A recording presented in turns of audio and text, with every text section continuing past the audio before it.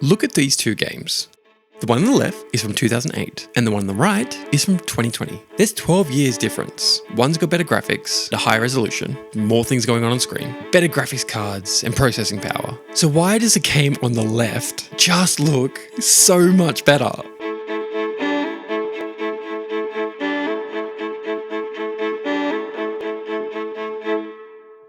Video game UI has stopped evolving and just in many cases gotten significantly worse. Have you noticed how many of our modern AAA titles feel less immersive than games from like 5-10 years ago? Despite their photorealistic graphics and meticulously crafted worlds, something is fundamentally feeling wrong about them. You're constantly being pulled out of the games you're playing. You're being dragged into a nested menu and following glowing quest markers instead of actually exploring the games. You're watching health bars deplete instead of fighting and engaging with these bosses. And you're staring at a minimap in the corner rather than gorgeous landscape. Pointless minimaps too. Here's the most frustrating part though. When games add dynamic UI, when they add a photo mode, what's the first thing players do? They go in there and they put them on.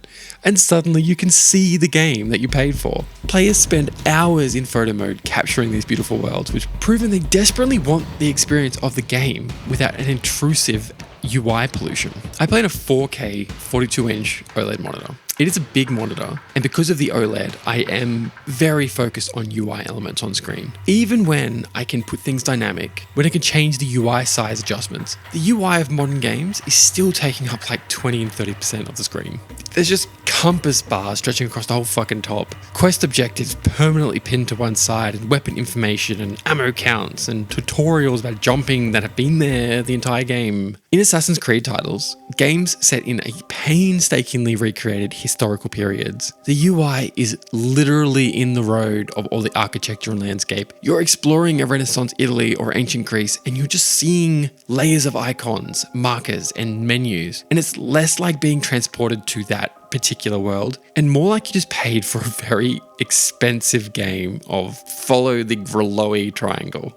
For players with ADHD, visual processing disorders, or like anyone with any attention difficulties, which is probably most of us, overwhelming UI can just make games feel genuinely harder than they're meant to be. The game itself might be accessible, but the interface just creates barriers. And when you're watching those bars and numbers instead of the actual game itself, it can be far more difficult to develop any kind of observational skills. All of this UI, it's meant to help us players. And often, it's making the games harder to learn and even less satisfying to actually master. Since Pac-Man and Asteroids, UI has been essential to gaming. Score displays, lives counted, simple status indicators. These were necessary because games couldn't communicate information in any other way possible. As technology advanced and games became more complex, developers faced a challenge. How do we communicate more information to the players? And the answer, unfortunately, was a simple one.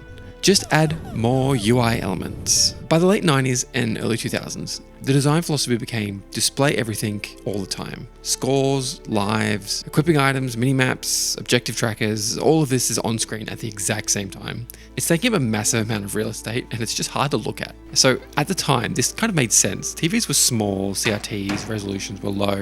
Designers were worried that all this information, if it wasn't constantly available to players, they'd miss it. Then comes the MMO explosion, competitive SPS games and RTS titles of the late 2000s and early 2010s. If you've ever seen a screenshot of World of Warcraft with a fully customized UI, you know exactly what I'm talking about. There's sometimes like 60 to 70% of the screen and it's all action bars. There's just party frames everywhere and chat boxes talking. Not to mention skills that take a bloody 60% of the screen. And for competitive games, this kind of makes sense. When you're playing StarCraft or like raiding in WoW, you do need that information immediately accessible. But here's the problem. Single player games did start to kind of copy this approach, and I honestly think it's just because it's cheaper than actually innovating a good UI. Just watch the Far Cry series. Far Cry 2 had a relatively minimal UI. It's clever, dynamic elements. You pulled out a physical map. You checked a GPS device. Healing was a grotesque event where you would like pull a bullet out or straighten a finger. By Far Cry 3, 4, and 5, the screen was just filled with quest markers, minimaps, weapon wheels, and just constantly getting notifications about what you have to go do right now. The franchise got more successful, but the UI got objectively worse. This pattern repeated across the industry, and as games did get bigger and more open world, publishers defaulted to the same cluttered UI template, like the radio tower climbing, quest mark chasing bullshit, and we're still having to live with these design decisions today. And here's what makes this situation even more frustrating. We already solved this damn problem multiple times years ago.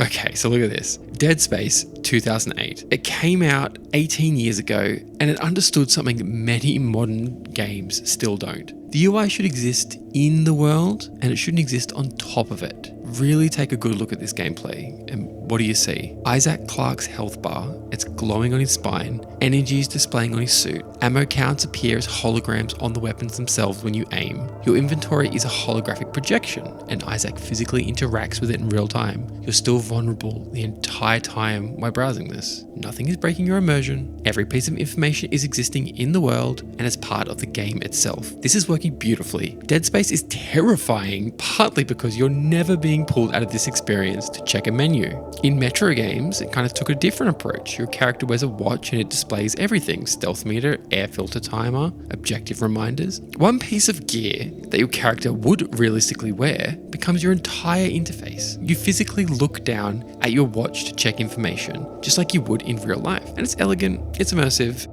Okay, so Monster Hunter, one of my favorite games, and it might be the most radical example. For most of the series, no enemy health bars, no damage numbers, no target lock-on until recently, and it's still optional. How do you know you're even winning this game? And you do it by watching the monsters you're fighting. Is it limping? Almost dead? Time to capture. Breathing heavily? Slowing down? Blood pouring from its severed tail? And you know exactly where you've been hitting it this whole time. This kind of creates like a genuine engagement, or even just focusing on your weapon sharpness. You're reading this behavior in the game itself. If your weapon starts to bounce, then sharpen. Learning patterns, observing animations, and you become a better player by paying attention to the actual game itself, not the statistics being shown on screen. And when you do finally beat that monster after a 20-minute battle, you actually earned it through observation and skill, not just by watching numbers and a red bar tick down. Helldivers 2, still my current obsession, proves this approach works in a modern multiplayer game. There's no enemy health bars. You see damage through visual feedback. Automated spark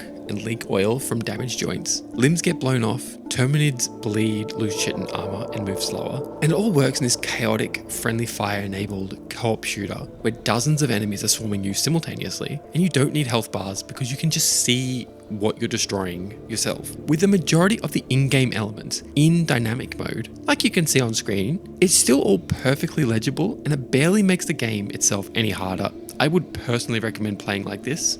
Cyberpunk 2027, it presents its UI as its character's cyberware. A digital overlay V sees through her actual optic implants. And here's the most brilliant part. When those enemies actually use their quick hacks on you, your UI actually glitches and disappears. The interface isn't just styled to fit the world, but existing within the game's logic. Scanning enemies, getting quest information, you're checking your inventory. This all ends up feeling like you're using a futuristic technology. In Ghost of Tsushima, it kind of asked the question, what if we just replaced the minimap in an open world game with something that was in the world? And this answer ended up being a pretty simple one, honestly. The guiding wind.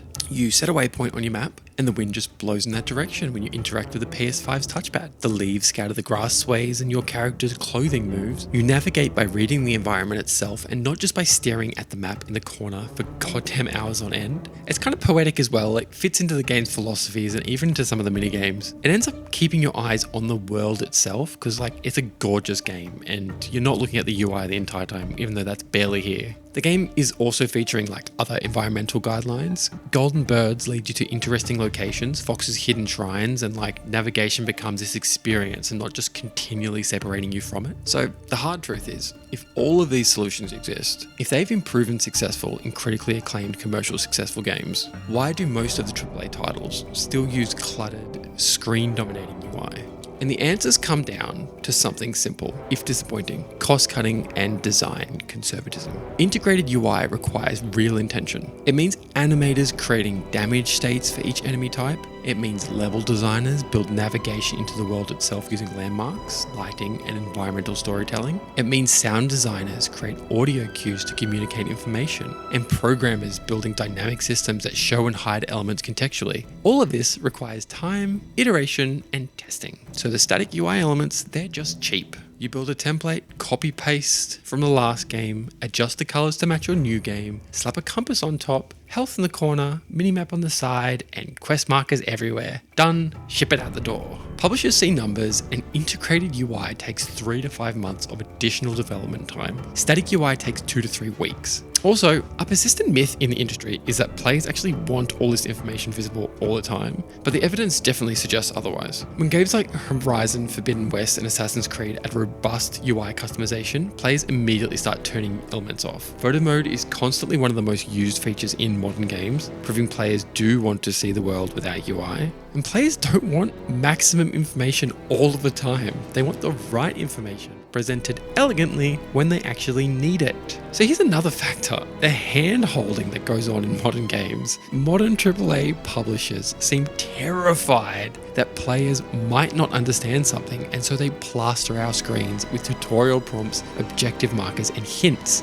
Press X to jump has stayed on the screen for the past 40 hours, for example. Quest markers point to exactly where you need to go constantly, eliminating any need to read any quest text or even explore. This comes from a place of worry as well. They're like, what if the game is too hard? What if players get lost? What if they refund our game? But it's solving the wrong problems. Players don't quit because they're confused. They end up quitting because they're bored. Nothing is more boring than having a game play itself while you follow waypoints. And like the minimal that we should be expecting is a UI that you can customize and you can dynamically allow showing and disappearing when you want it to. It's 2026 for Christ. So I gotta be clear. There are legitimate cases where traditional always visible UI does actually make sense.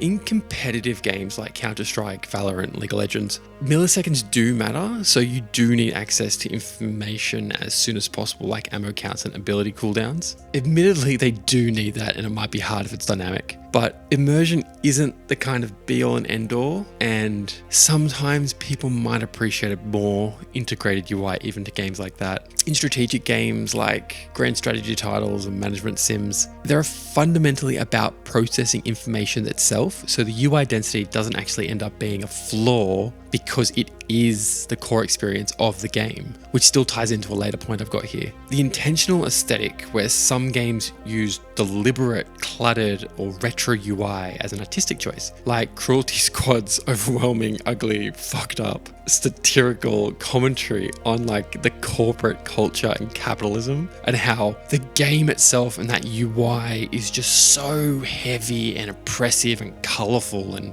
horrendous to look at. It's disorientating, just like what it's trying to represent. But accessibility features as well, where some players will need or prefer traditional UI elements or even color graded stuff. This is why robust customization is like what we should be expecting in every single game. Letting players choose their own balance between immersion and information is probably the key here. But the key is just like intention. These games are choosing their UI approach for the very specific, valid reasons, not just defaulting to the clutter because it's cheap and easy. There is a silver lining though.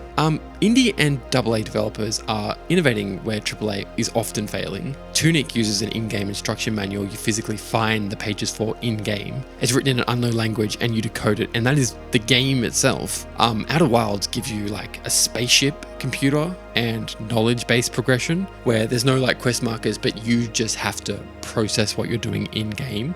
Hyperlight Drifter is another good one. It like tells this entire story and guides the player with zero text and just environmental design itself, which is a beautiful entry here. Sifu shows your age progression on your character and your model.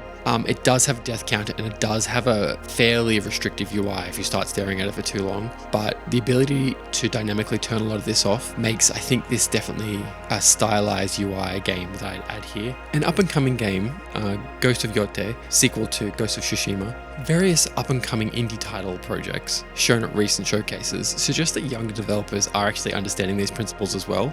The future might not come from established AAA developers, but it might come from like indie studios willing to take more risks. This is obviously from a financial situation as well. They're not paying thousands of devs. So if you do want to see better UI design in games, here's what you can actually do. You can just vote with your attention. You know, when you do see games with good UI, make videos about them, write reviews, tweet about them, tell the publishers how you do actually like like this with specific feedback, like explain why you like it and point to specific elements that you do like in-game, and maybe a new developer will pick up on that and see how people enjoy it. Experiment yourself. Like there are mods online where you can remove UI and you might be able to change something to be dynamic, and you might think that it's actually better, like Helldivers 2. Minimal UI, it's a fantastic game where you are constantly in the middle of the action checking your ammo because it's not constantly being shown. It is fantastic, would recommend. Support the games doing it right too, like buy and promote titles that innovate with UI, and commercial success speaks a lot louder than a lot of criticism. And demand options, like at minimum, every game should let you customize UI density, scale, and visibility. Make this a standard expectation.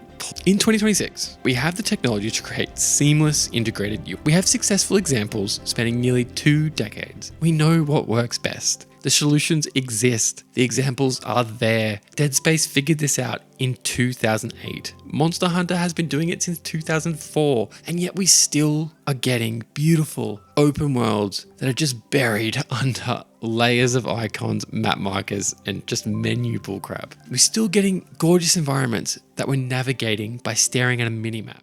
It doesn't feel like it's much of a technological problem. It definitely feels more like a priority problem and a cash problem. It's studios choosing like the spreadsheet efficiency over our experience, and publishers optimizing for metrics that just don't measure up to what actually is going to matter. It's an industry that's forgetting how to trust us players and trust us to explore and observe and just figure out the game that they're making for us. We do deserve better than just a cluttered UI crap that's being copied and pasted since Far Cry 3. We deserve, as gamers, an interface that respects our intelligence, our time, our desire to actually experience these virtual worlds that we're paying $120 dues for. And the good news is, change is possible. Every time an incredible game like Elden Ring launches with a minimal UI and massive success, it's going to prove the old assumptions are wrong. Every time players flood photo modes to see games without UI, they are sending signals to the devs that we don't want to see that. The tools exist, the knowledge exists, and we do need the industry to remember what good designers figured out over a decade ago with games like Dead Space. The best UI is one that you don't notice. It's one that is going to help you without breaking all of your in-game immersion, and one that trusts you to be active and participate rather than just following the waypoints the developers are putting down. This, to me, is going to be the future of gaming UI, and it does feel long overdue.